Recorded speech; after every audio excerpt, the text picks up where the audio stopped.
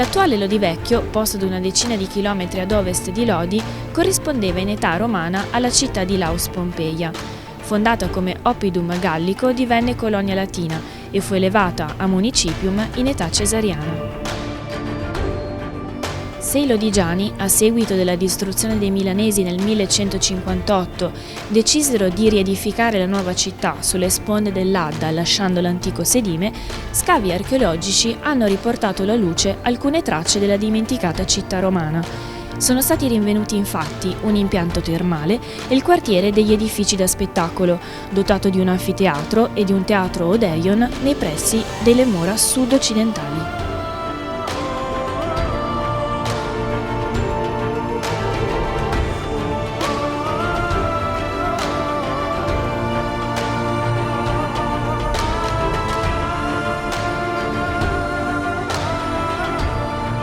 In piazza Santa Maria sono stati invece rinvenuti resti più consistenti, una serie di plinti disposti su 3 allineamenti riferiti alla Basilica romana.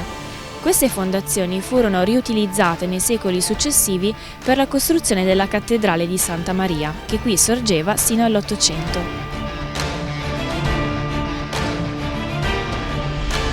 La città era un centro molto importante, a cavallo della via consolare Emilia che univa Milano a Piacenza, e la sua importanza era destinata a crescere quando i lodigiani decisero di costituire una nuova diocesi, separandosi da Milano. La nuova diocesi di Laus Pompeia nacque con la consacrazione del suo primo vescovo Bassiano il 19 gennaio del 374, alcuni mesi prima della consacrazione episcopale di Ambrogio il 7 dicembre, nuovo vescovo di Milano.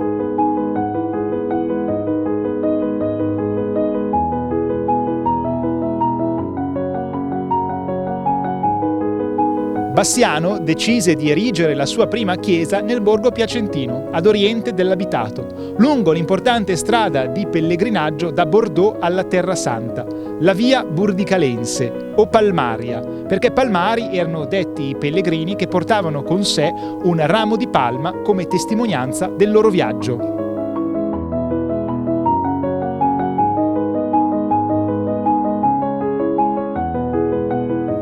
La costruzione iniziò il 1 gennaio del 378, sotto forma di basilica, la tipologia di tempio più diffusa in epoca romana. Si ergeva in un luogo di forte passaggio affinché la si potesse vedere, ma fosse nel contempo in una posizione di silenzio e serenità, lontana dal frastuono della città. La dedicazione venne celebrata nel novembre del 387 alla presenza di Sant'Ambrogio e San Felice, vescovo di Como. Per la consacrazione, il vescovo di Milano donò alcune reliquie dei santi apostoli Tommaso, Luca, Andrea e Giovanni Battista. La basilica venne dedicata ai 12 apostoli e probabilmente anche alla Santissima Trinità. San Bassiano è stato un personaggio storico molto importante per la Chiesa lodigiana, che già esisteva ai tempi dei martiri Vittore, Nabore e Felice. Fu molto amico di Sant'Ambrogio, tanto che questi, quando morì, lo volle accanto a sé, confidandogli la visione del Signore sul suo letto di morte.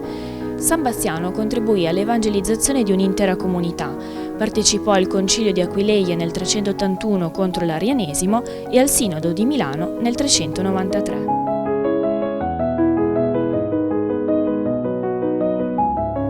Bassiano muore l'8 febbraio del 409 e viene sepolto nella sua basilica. Il vescovo Andrea, devotissimo di San Bassiano, le diede il nuovo titolo di Basilica Sancti Bassiani. La chiesa parrebbe aver svolto funzioni di cattedrale dal 1111, anno della prima distruzione della città, al 1163, anno della traslazione delle reliquie di San Bassiano dalla distrutta Laus Pompeia alla cattedrale di Lodi Nuova.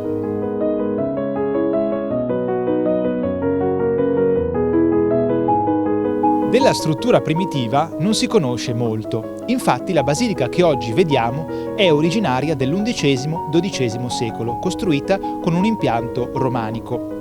La fascia di archetti a pieno centro, presenti nella prima campata del prospetto meridionale, testimonia la sua altezza prima degli innalzamenti gotici. ma la basilica romanica versava in uno stato di profondo degrado agli inizi del 1300, tanto che rimase a lungo abbandonata e con il tetto sventrato. Vi rimise mano il vescovo Leone dei Palatini, francescano. Nel 1323, data testimoniata dalla lapide del Paratico dei Bovari, la chiesa venne innalzata e trasformata con forme gotiche, inaugurando l'uso della facciata a vento, un particolare che diverrà comune nel Trecento lombardo. La tripartizione della facciata è scandita da semicolonne, mentre ciascun settore è solcato da sottili lesene che contribuiscono a dare slancio verticale alla struttura.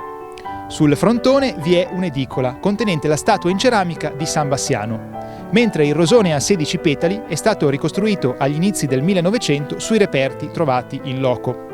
Fanno bello sfoggio di sé gli acroteri in cotto, i pinnacoli culminanti con una croce. Ve ne sono 5 in facciata e 4 nella parte cuspidale dell'abside.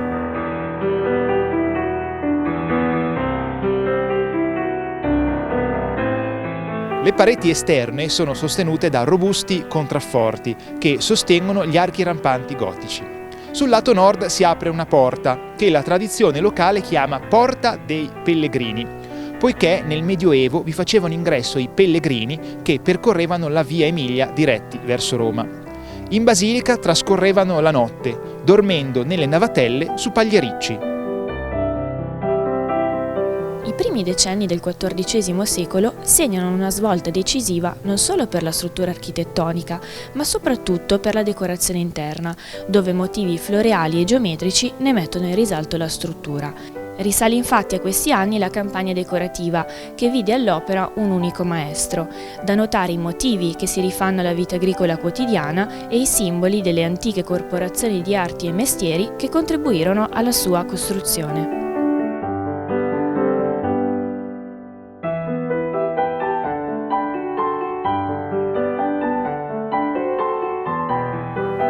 La volta dell'ultima campata presenta su uno sfondo di stelle rosse e verdi dei Bovari alla guida dei carri. La volta successiva è decorata con la rappresentazione dei simboli degli evangelisti, mentre in quella accanto, all'interno di tondi azzurri, spiccano i 4 busti dei dottori della chiesa. Tutte le volte hanno al loro centro il caratteristico motivo a padiglione policromo.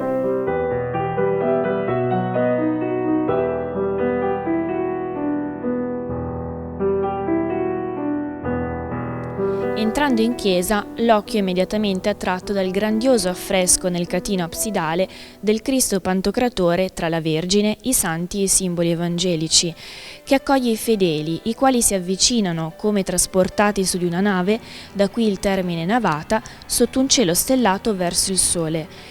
Il Cristo era chiuso in una mandorla, seduto su di un arcobaleno, simbolo dell'alleanza, vestito da pontefice, in quanto il ponte che riunisce la terra al cielo.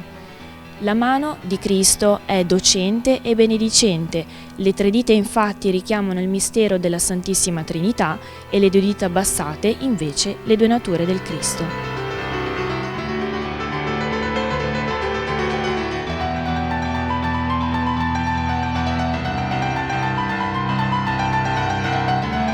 Le pareti della navata centrale sono divise da bifore a sesto acuto, circondate da vari ornamenti, quali penne di pavone e draghetti. I pilastri in cotto, con i capitelli storiati di marmo di grande valore simbolico, sembrerebbero risalire ad un'epoca anteriore al 1323, anno dell'intero rifacimento, e presumibilmente al X secolo, epoca dei restauri voluti dal vescovo Andrea. Il numero 8 è molto importante per il simbolismo cristiano, rappresenta infatti la resurrezione e questo numero diviene ricorrente in molte architetture religiose. Anche nella basilica ne troviamo tracce sia nel sottomultiplo 4 che nel multiplo 16. Entrando in chiesa infatti sono 4 gli archi a tutto sesto e le bifore parietali per parte che si incontrano, 4 le volte a crociera, divise in costoloni che le suddividono in 4 e il rosone è a 16 petali. La basilica, con decreto ministeriale dall'11 giugno 1875, è divenuta monumento nazionale. Solo 20 anni dopo, però, le autorità decisero di chiuderla al pubblico. ma grazie ai profondi restauri novecenteschi è stato possibile ridare all'edificio l'importanza di un tempo e ancora oggi, passeggiando per la campagna lodigiana, appare da lontano come un'oasi di mattone in un oceano di verde.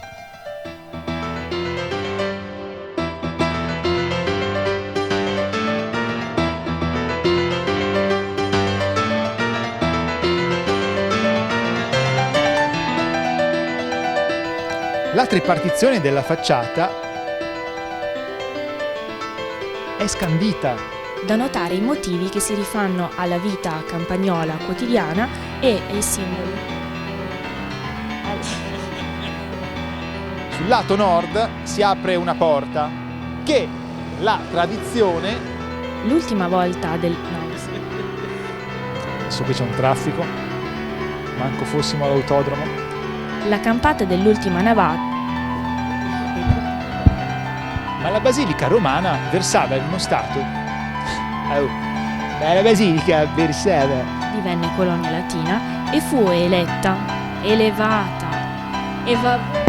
Meglio quello di prima.